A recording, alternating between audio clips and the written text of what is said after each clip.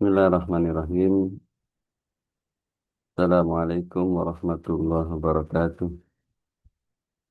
Alhamdulillahi rabbil alamin. Wassalatu wassalamu ala ashrafil anbiya'i wal mursalin. Nabiyyina Muhammadin wa ala alihi wa sahbihi ajma'in. Asyhadu an la ilaha illallah wahdahu la syarika lah. Wa asyhadu anna Muhammadan abduhu wa rasuluh. Allahumma la sahla illa ma ja'altahu sahla wa anta taj'alul hazna sahlan idza syi'ta. Allahumma la ilma lana illa ma 'allamtana innaka antal alimul hakim.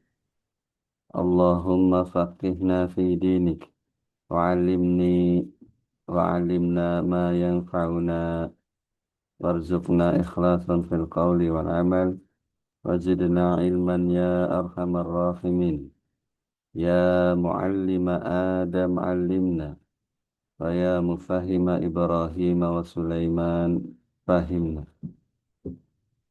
Baik, kita lanjutkan bahasan kitab Syarah Usul Salasah yang ditulis oleh Syekh Muhammad bin Abdul Wahhab al-mutawaffa sanata sittin ba'da mi'atain wa alf, yang wafat pada tahun 1206 Hijriah. Kita masih di jenis-jenis ibadah. Ada dua ibadah lagi yang perlu kita baca. Setelah itu kita selesai dari asal yang pertama, dari dasar yang pertama, dan akan membahas dasar yang ketiga. Qala al-musannifu rahimahullah wa dalilu dzabhi. Dalil bahwa dzabhi, dzabhi, apa itu dzabhi nanti kita bahas. Bahwa dzabhi itu adalah ibadah qauluhu ta'ala, firman Allah Ta'ala. Ya, kita bahas dulu biar mengefisienkan waktu, bahwa az-zabhi dalam istilah syariat, ya, dalam kitabus syar'i, itu maknanya qat'ul hulqumi wal mari'i min bahimatil an'ami taqarruban lillahi ala sifatin ma'lumatin. Ya, saya ulangi. Qat'ul hulqumi wal mari'i min bahimatil an'ami taqarruban lillahi ala sifatin ma'lumatin. Qat'ul hulqum, memutus hulqum. Hulqum itu saluran pernafasan, ya. Memutus saluran pernafasan. Wal mari'i. Mari'i adalah saluran makanan. Ya. Jadi ada dua saluran yang diputus, ya, dua urat besar yang diputus. Min bahimatil an'am, dari bahimatil an'am. Ya, saya ulangi, memutus urat besar saluran pernafasan dan saluran makanan dari bahimatil an'am. Di mana bahimatul an'am itu adalah yang pertama ghanam, ya. Ghanam dan yang sejenis, ya. Kambing, domba, pokoknya yang sejenis dengannya. Yang kedua bakor, bakor dan yang sejenis seperti sapi, ya, terus kerbau, pokoknya yang sejenis dengannya. Ya. Al-ibil, ya, onta. Jadi ada tiga, ghanam, bakor, dan ibil. Ini bahimatil an'am namanya. Ya.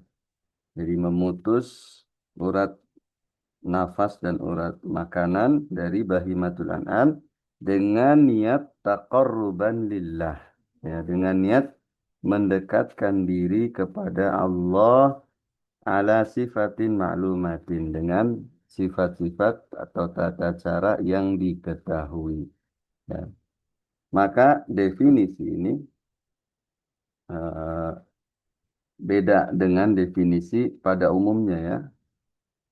biasanya kita mendengar zabhi itu dengan definisi eh, safkudam, ya, safkudam, menumpahkan darah, ya. Tetapi itu namanya definisi bilawazim namanya, ya, bilazimah, ya. Tafsirul lafzi bilazimah, menafsirkan sebuah kata dengan konsekuensinya. Dimana kalau kita menyembelih itu konsekuensinya darahnya tertumpah, ya. Dan itu bukan makna yang diletakkan oleh orang Arab, ya. Itu adalah kelazimannya, konsekuensinya. Sedangkan definisi yang pas dan sangat sesuai ini, ya, memutus, ya, memutus urat, apa, urat pernafasan dan urat makanan. Jadi kalau yang terputus itu hanya satu urat pernafasan saja, maka tidak syah, ya, sembelihannya. Bukan disebut sembelihan, ya. Kemudian eh, kalau dengan benda tumpul misalnya itu juga tidak sah. Karena menumpahkan darah bisa jadi tidak tidak memutus hulkum, ya, tidak memutus saluran nafas dan saluran makanan. Kemudian min bahimatil an'am. Ini ini biasanya, ya. Dan eh, ibadah ini, ya, ibadah ini biasanya hanya ada pada udhiyah. Udhiyah itu ibadah kurban, ya, pada Idul Adha. Kemudian hajju, hajju itu bagi orang haji, ya, sembelihannya orang haji. Dan akikah, ya, akikah itu biasanya ibadah ini terjadi di situ. Ini zabah. Lalu bagaimana kalau ada orang menyembelih apapun itu bukan bahimatil an'am, misalnya ayam. Menyembelih ayam misalnya dengan niat bukan taqarruban lillah, bukan mendekatkan diri kepada Allah, ya. Tetapi dengan niat apa namanya? Dengan niat agar panennya tidak diganggu oleh makhluk halus misalnya. Atau dia menyembelih sesuatu bukan untuk Allah, ya. Maka ini yang kita bahas ini, ya. Ini dia jatuh kepada perbuatan kekufuran, ya. Ini namanya kesyirikan. Sebagaimana datang dalam sebuah hadis yang diriwayatkan oleh Imam Ahmad, ya, bahwa dahulu itu ada eh, orang yang lewat, dua orang yang lewat, ya, di mana di jalan tersebut dijaga, lalu eh, siapapun yang ingin lewat harus harus menyembah, mempersembahkan sembelihan, harus menumpahkan darah, ya. Maka dua orang itu dihadang, qorrib kata yang menghadangnya, ya. Qorrib maksudnya persembahkanlah sesuatu untuk si sembahan tersebut, ya, untuk berhalanya. Maka yang satunya, saya tidak punya apa-apa katanya. Saya tidak punya apa-apa untuk dipersembahkan. Qorib walau bizubabah katanya. Eh, Sembahkanlah meskipun dengan lalat. Maka ngikutin dia yang satunya. Dia mempersembahkan lalat. Maka dia disuruh lewat. Yang satunya mengatakan, saya tidak akan mempersembahkan sembelihan kepada siapapun selain Allah, kata yang satunya. Maka dia pun dibunuh oleh orang penjaganya. Yang satunya lewat karena mengorbankan satu lalat. Maka kata Allah Subhanahu wa taala, yang mengorbankan seekor lalat itu dia masuk neraka. Ya. Karena ketika dia sudah mengorbankan dengan niat agar di dengan niat agar keridhaan dari berhala tersebut, maka itu sudah menggugurkan semua amalannya. Ya. Wallahu a'lam bishawab. Ya, dalilnya bahwa zabah adalah ibadah, kata penulis, Qul inna salati wa nusuki wa mahyaya wa mamati lillahi rabbil alamin la syarika lahu. Ya. Katakan, wahai Muhammad, sesungguhnya sholatku, sembelihanku, nusuk ini sembelihan ya, dan sembelihanku ya. Syahidnya ada pada kata nusuk, nusuk ya.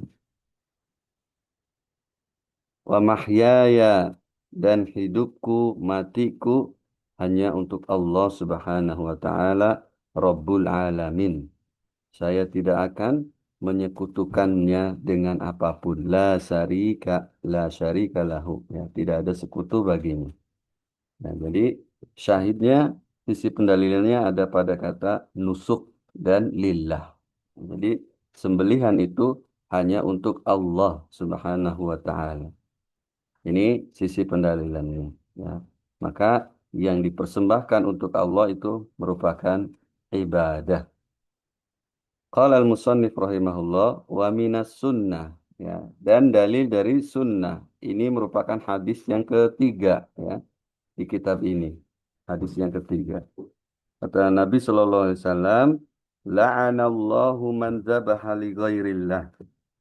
Allah melaknat orang yang menyembelih kepada selain Allah, untuk selain Allah. Ya. Dari mana sisi pendalilannya? Dari kata la'ana. La'ana itu adalah menutup pintu rahmat, menutup pintu rahmat. Ya. Dan orang yang berbuat syirik itu sudah tertutup pintu rahmatnya ya. Orang yang berbuat syirik karena dia menyembelih kepada selain Allah, maka dia sudah tertutup pintu rahmatnya Allah laknat ya. Kalau dia mati dalam keadaan syirik ya. Sisi pendalilannya adalah bahwa yang Allah laknat itu menunjukkan perbuatan yang tidak Allah sukai. Dan sisi kebalikannya, maka menyembelih zabhilillah, menyembelih untuk Allah itu adalah ibadah karena kepada selain Allah itu maksiat, nggak boleh kesyirikan, Allah melaknat, maka kepada Allah adalah ibadah. Ya, wallahu alam bissawab. Ya. Kita lanjutkan kepada ibadah yang terakhir. Ya, kata penulis, ya, kata musannif, wa dalilun nazri, dan dalil nazar bahwa nazar adalah ibadah. Ya, apa itu nazar? Ya, nazar itu punya dua makna. Cuman kita langsung ke makna yang dimaksud ya. Nazar itu adalah ilzamul abdi nafsahu lillahi ta'ala naflan muayyanan ghaira muallaqin. Ya.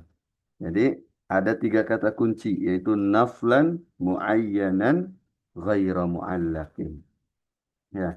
Nazar adalah seorang hamba mengilzam, mewajibkan dirinya, ya, mewajibkan dirinya eh, untuk Allah, ya, mewajibkan dirinya untuk Allah dalam perkara ibadah yang sunnah, ya, ibadah naflan, ibadah sunnah yang tertentu, ibadah sunnah tertentu, muayyanan, ghairu mu'allaqin, tanpa dikaitkan, ya, tanpa dikaitkan. Kita langsung ke contoh saja ya. Misalnya, nazar itu bentuknya begini misalnya. Lillahi alayya sadaqah, sadaqah alfa dinar misalnya. Ya. Saya menazarkan, ya, saya menazarkan untuk Allah bahwa saya akan bersedekah 1.000 dinar. Nah, ini sudah masuk nazar, ya.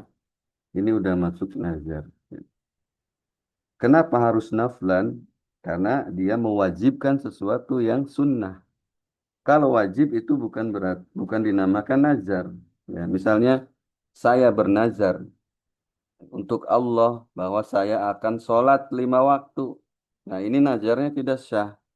Karena sholat 5 waktu itu sudah wajib, ya, maka tidak boleh dijadikan nazar. Atau misalnya saya bernazar untuk Allah Subhanahu wa taala bahwa saya akan berbakti kepada orang tua, ya, atau berbakti kepada suami. Nah, ini nazarnya nggak sah karena berbakti kepada orang tua, berbakti kepada suami itu sudah wajib dari sananya, ya. Atau saya bernazar akan menutup aurat. Nah, ini juga tidak syah nazarnya, bukan nazar. Ya. Naflan, ya. Jadi ibadah yang sunnah harusnya, ya. Misalnya saya bernazar akan puasa, ya. Kemudian muayyanan, ditakyin, maksudnya ditentukan, ya. Ditentukan misalnya saya bernazar untuk Allah akan puasa Senin Kamis seperti itu. Nah, ini ditakyin namanya. Kalau mubham, contohnya saya bernazar untuk Allah, hanya itu saja. Ini mubham, nggak boleh. Ya, nazar apa maksudnya kan gitu. Jadi harus ditakyin. Ya, ibadah yang sunnahnya harus ditakyin. Kemudian yang dimakruhkan adalah ketika dikaitkan dengan sesuatu. Jadi seakan-akan nazar itu menjadi syarat, ya. Apa eh, keinginannya atau kaitannya tadi itu menjadi syarat nazarnya itu terrealisasi, ya. Seperti apa? Seperti saya bernazar akan sholat sunnah tiga apa 8 rakaat misalnya, sholat sunnah 8 rakaat, sholat syukur, atau gini saja, saya bernazar akan bersedekah, sedekah kan sunnah, ya. Saya bernazar akan bersedekah kepada 100 anak yatim misalnya. Kalau penyakit saya sembuh, nah ini namanya dikaitkan dengan sesuatu. Seakan-akan kesembuhan itu menjadi syarat agar dia bersedekah. Nah ini yang dimakruhkan, ya, nazarnya. Ditaklik seperti ini. Ya. Allahu alam bisawab. Dalilnya adalah firman Allah Ta'ala, ya. Kata Allah Subhanahu wa Ta'ala dalam surat Al-Insan, ya, ayat 7. Yufuna bin nadri wa yakhafuna yawman kana syarruhu mustatira. Mereka menunaikan nazar-nazar mereka dan mereka takut kepada hari yang keburukannya itu merata. Nah, dari mana sisi pendalilannya? Dari ayat ini diambil bahwa nazar itu ibadah. Dari konteks pujian, ya, mereka ini dipuji oleh Allah Subhanahu wa taala, ya. Jadi ayat ini mengandung madah namanya, mengandung pujian, dan semua yang Allah puji merupakan ibadah, ya. Wa yakhafuna yauman kana syarruhu mustatira, ya, mereka takut, ya, kepada hari yang keburukannya rata, mereka menunaikan nazar-nazar mereka, ya. Wallahu alam bisawab. Walillahil hamd, kita selesai dari dasar yang pertama atau usul yang pertama, yaitu ma'rifatullah. Ya, kita rangkum lagi bahwa idza qila laka, kalau kita ditanya siapa Rabb kita, maka jawab Rabbi Allah. Nah, Tuhanku adalah Allah. Ya, di mana kata Rabb itu konsekuensinya adalah disembah karena dia yang me- memenuhi semua kebutuhan kita, menjaga kita semuanya. Maka konsekuensinya disembah. Dan usul mengenal Allah itu ada 4. Yang pertama, kita mengetahui keberadaan Allah. Dan keberadaan Allah bisa dibuktikan dengan apa? Dengan logika seperti yang sudah kita sampaikan di awal.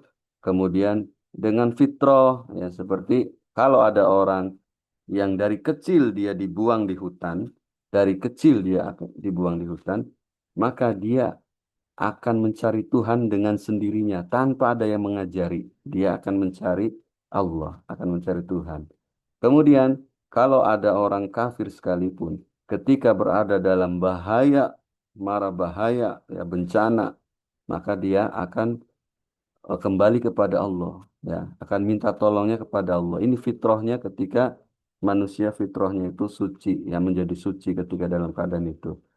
Karena itu ketika kita ya menyaksikan dalam video rekaman-rekaman bencana, pasti yang disebut itu Allah, Allah, ya. Itu karena dalam kondisi tersebut fitrahnya sedang suci.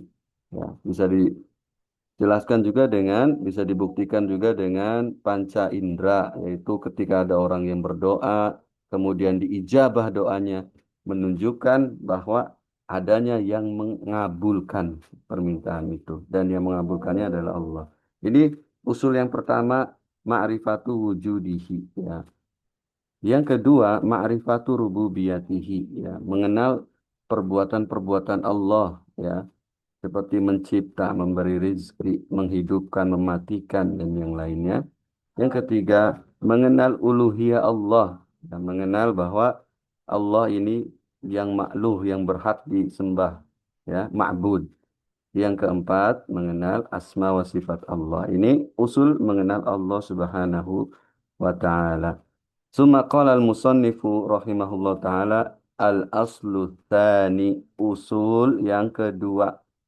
Ya, di mana kitab usul salasa ini kan ada tiga usul saja. Namanya juga salah satu usul wa adillatuh. Ya, kata beliau, ma'rifatu dinil islami bil adillati. Ya, mengetahui din Islam. Ya, dinul Islam bil adillah. Kita bahas satu-satu dulu kata per kata supaya lebih lebih efisien ya.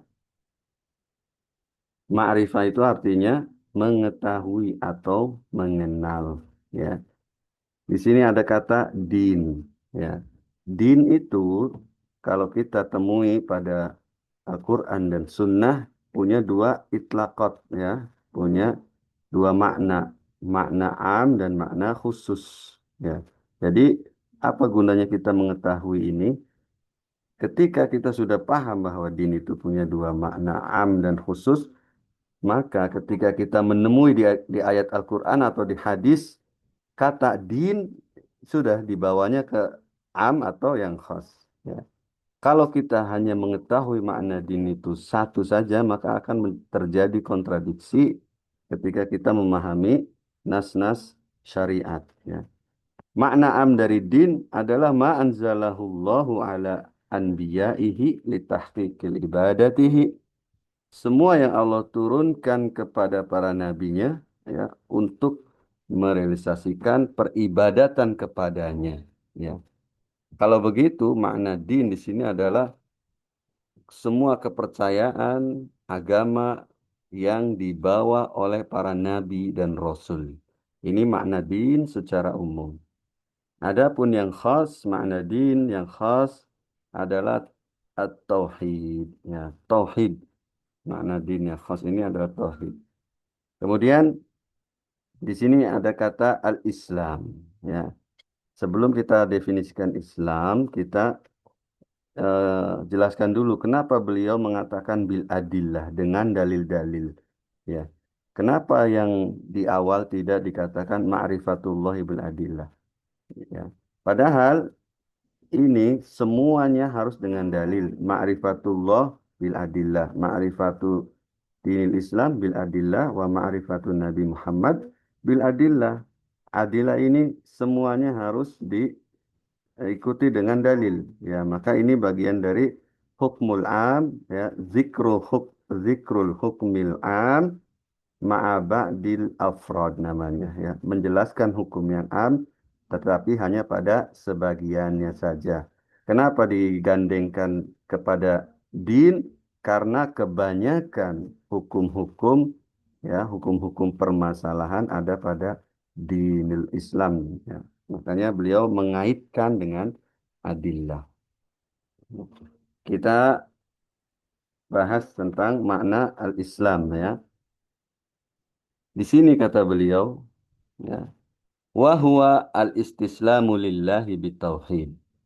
Islam itu adalah istislamu lillah bitauhid wal inqiyadu lahu bitta'ah wal bara'atu minasyirki wa ahli. Ya. Islam itu adalah berserah diri kepada Allah dengan mentauhidkannya dan tunduk patuh dengan mentaatinya, ya, dengan ketaatan. Ya, tunduk kepada Allah dengan ketaatan. Wal bara'atu minasyirki wa ahli, dan berlepas diri dari kesyirikan dan ahlinya. Ini yang dikatakan beliau adalah definisi secara am, ya, secara umum, ya. Maka Islam secara umum adalah yang disebutkan oleh beliau, ya. Maka definisi ini sudah mencakup agamanya seluruh para nabi, karena seluruh agama para nabi ini memerintahkan agar kita bertauhid. Ya ya qaumi ibudullaha ma lakum ilahun ghairuh. Ya.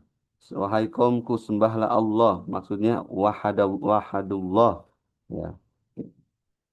Tauhidkanlah Allah. Tidak ada ilah selain Allah kata mereka. Maka ini istislamul lillah bitauhid. Wal inqiyad, ya. Mentaati Rasul itu, mentaati Rasul adalah seruan seluruh para nabi dan Rasul, dan menjauhi syirik kesyirikan dan pelakunya ini seruan seluruh para nabi dan rasul, ya.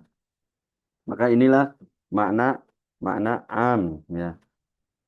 Kemudian makna khosnya dia punya dua makna, ya. Yang khosnya punya dua makna. Ketika kita mendapati Islam di Al-Quran atau di Sunnah, maka dibawa saja ke salah satunya, ya, entah am atau khos. Yang pertama, makna yang pertama yang khas adalah dinu Muhammad, agamanya Muhammad Shallallahu Alaihi Wasallam, yakni agama yang dibawa oleh Nabi Muhammad Shallallahu Alaihi Wasallam, ya, yang disebut dalam hadis, Bunyal Islamu ala khamsin, ya, Bunyal Islamu ala khamsin, Islam dibangun di atas 5 perkara. Ya, maka kalau kita artikan apa Islam yang dimaksud beliau ini? Ya, maka inilah Islam yang dimaksud dengan Islam Nabi Muhammad, agamanya Nabi Muhammad. Yang kedua, makna yang kedua adalah al-a'mal al-zahirah. Ya, amal-amal yang zahir. Amal-amal yang zahir. Ya. Untuk lebih memahaminya begini. Ya. Islam, kalau kita misalnya nemu inna dina indallahil Islam, ya, dalam Al-Quran, sesungguhnya agama yang diterima di sisi Allah adalah Islam. Nah, Islam di sini, apa maksud Islam di sini? Ya, inna dina indallahil Islam. Kata para ulama bahwa Islam yang di sini bisa bisa dimaknai dengan am, ya, bahwa Islam di sini seluruh agama yang diutus padanya para rasul dan para nabi, dan bisa juga dimaknai khos bahwa agamanya Nabi Muhammad. Ya. Tapi kalau dimaknai bahwa Islam di sini adalah al-a'mal az-zahirah, amal-amal yang tampak, ini kurang tepat. Ya. Kalau dibawa ke makna itu kurang tepat. Ya. Atau firman Allah, wa may yabtaghi ghairal islami dinan falan yuqbala minhu, ya, wa huwa fil akhirati minal khasirin. Apa maksud Islam di sini? Wa may yabtaghi ghairal Islam, barang siapa yang mencari agama selain Islam, maka Allah tidak akan terima. Ya. Islam yang di sini Islam am atau khas? Apakah maknanya di sini amal-amal yang zahir, amal-amal yang kelihatan? Tentu tidak pas, ya, tidak pas. Maksudnya di sini adalah yang tadi, yang makna agamanya Nabi Muhammad SAW atau agamanya para nabi. Tapi kalau kita temui dalam hadis Jibril, ya, dalam hadis Jibril disebutkan ketika Nabi SAW ketika Jibril bertanya kepada Nabi, Akhbirni anil Islam, ya Muhammad, akhbirni anil Islam, kabarkan kepadaku apa itu Islam. Maka Nabi menjawab, al-Islamu antashhada an la ilaha illallah wa tuqimas shalah wa tu'tiyaz zakah. Ya, disebutkan bahwa kata beliau, Islam itu adalah engkau bersyahadat, 2 kalimat syahadat, ya. Engkau mendirikan salat, engkau berzakat, engkau puasa, dan engkau haji. Nah, kenapa Islam didefinisikan oleh beliau dengan amal-amal yang zahir? Maka jawabannya adalah ini Islam dalam makna khos, ya. Yang tadi kita sebutkan makna khosnya ada dua, yaitu dinu Muhammad, agama Muhammad, dan al-a'mal al-zahirah, amal-amal yang zahir. Nah, maka rumusnya begini. Ini adalah lafaz-lafaz yang idza ijtama'a iftaraqa wa idza iftaraqa ijtama'a. Kalau dia berkumpul dalam satu nas, maka maknanya beda. Ya, di mana dalam hadis ini ada Jibril itu bertanya Islam, bertanya iman, dan bertanya ihsan. Ya, maka maknanya masing-masing punya makna tersendiri. Islam di sini maknanya amal-amal yang zahir, iman di sini maknanya adalah i'tiqadul batinah, keyakinan-keyakinan batin. Ya, yang ihsan di sini maknanya adalah itqanuhuma, ya, ketika keduanya sudah mungkin, amal-amal zahir disertai dengan amal-amal batin, keyakinan batin ketika itu sudah mungkin, itulah ihsan, ya. Punya makna masing-masing, punya makna masing-masing. Tetapi kalau disebut satu saja, misalnya inna dina indallahil Islam, maka ini maknanya umum. Islam yang di sini sudah mencakup iman, sudah mencakup ihsan, ya, sudah mencakup semuanya, sudah mencakup haji, ya, sudah mencakup amalan-amalan zahir, amalan batin, bahkan ihsan. Makanya ketika dia disebut sendirian, seperti dalam ayat, ya, maka maknanya adalah ijtama'a, berkumpul seluruh makna. Tetapi ketika disebut bareng-bareng, ya, bareng bersamaan seperti dalam hadis Jibril, ya, maka maknanya adalah berbeda, iftaraq, ya. Mudah-mudahan bisa dipahami, ya, makna Islam, karena kalau kita tidak bisa memaknai dengan benar, akan terjadi kontradiksi, ya, ketika memahami ayat dan hadis, ya. Allahu a'lam bishawab. Qala al-musannifu rahimahullah wa huwa salasu maratib. Ya, ini namanya tingkatan Islam. Ya, kata beliau, Islam itu punya tiga tingkatan. Punya tiga tingkatan. Salasu maratib. Apa itu tingkatannya? Al-Islamu wal imanu wal ihsan. Nah, di sini disebutkan secara bersamaan. Ada semua. Islam, iman, dan ihsan. Maka kaidahnya ijab ijab ijab istama'a iftaroko. Kalau disebutkan bareng-bareng, berarti masing-masing punya definisi lain.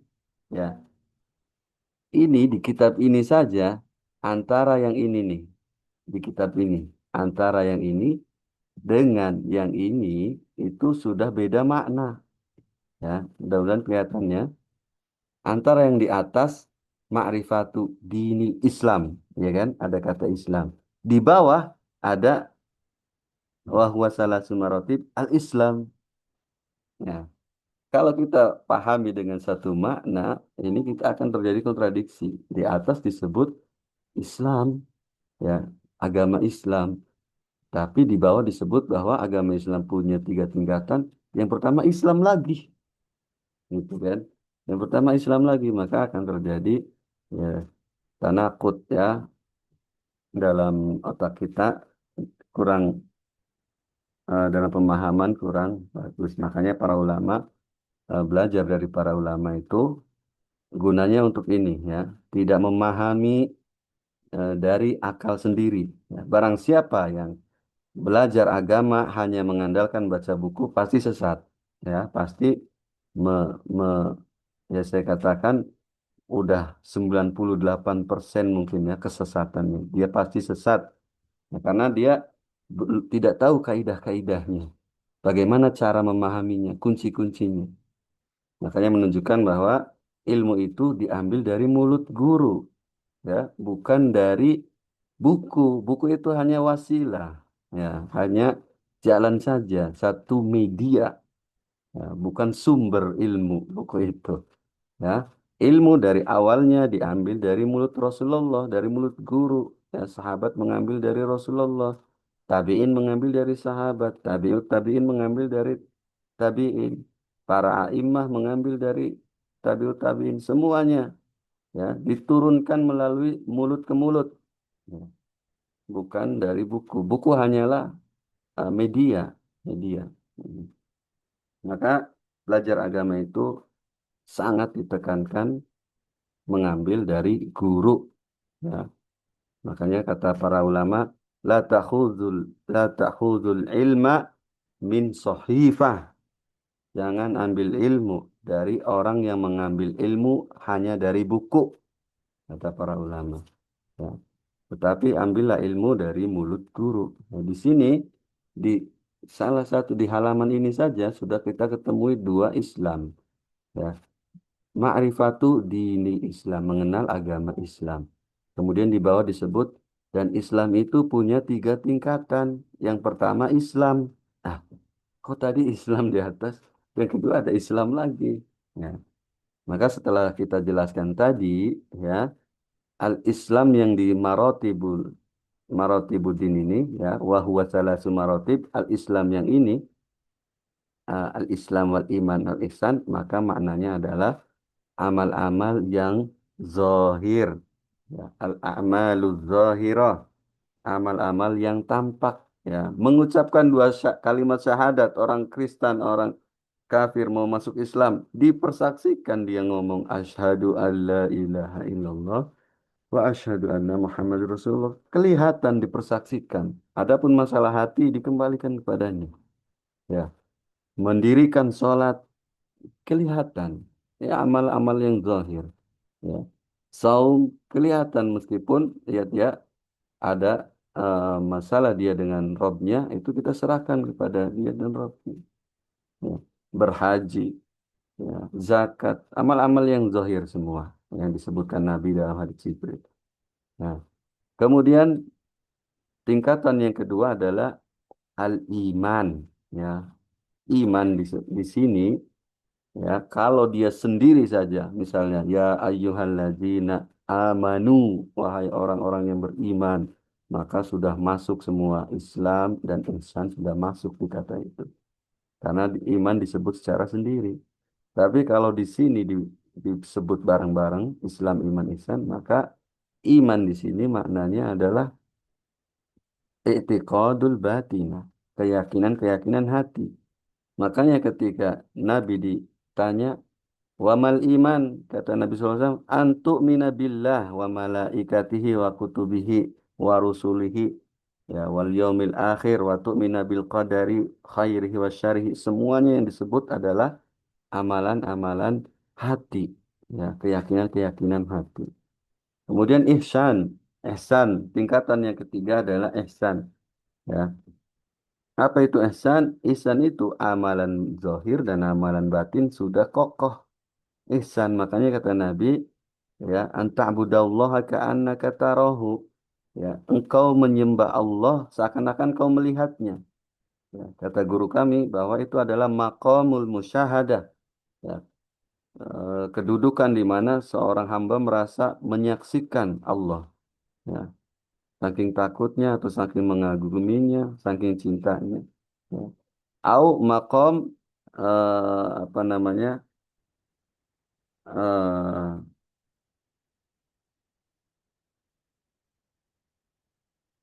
ya, atau merasa diawasi, ya, muqarrabah, ya, merasa diawasi, ya.